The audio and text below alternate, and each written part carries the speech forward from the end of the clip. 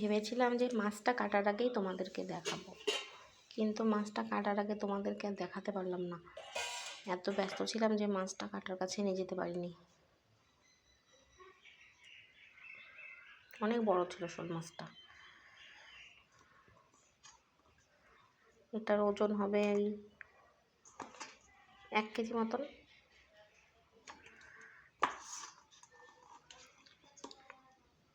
ঠিক আছে, অনেকটাই বড়। আমি আগে শোল মাছ খেতাম না, এখন অল্প স্বল্প খাই। তা এখন রান্না করব। এই যে কড়াই বসিয়ে দিয়েছি, এখন মাছটা ভাজা করব। কড়াই গরম হয়ে গেছে, তেল দিয়ে দেব। তো আমি সব মাছগুলো রান্না করব না, মানে অতগুলো মাছ লাগবে না। আমি দিয়ে দেব হলুদ, দেব লবণ,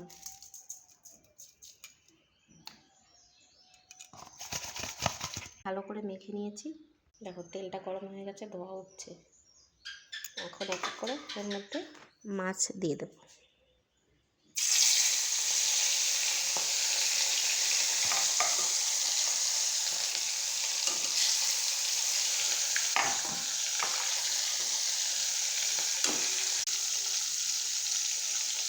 মাছটা ভালো করে লাল লাল করে ভেজে নেব।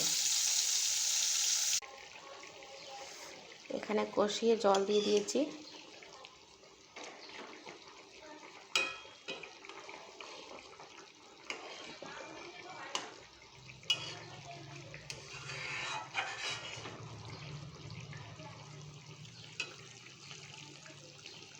ঝোলটা কমে গেলে একটু কষা কষা মতন হবে, নামিয়ে দেব।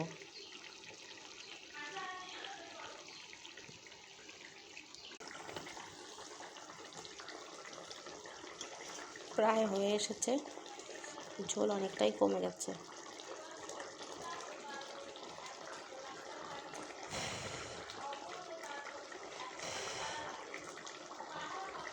কি দারুণ আসছে কালারটা।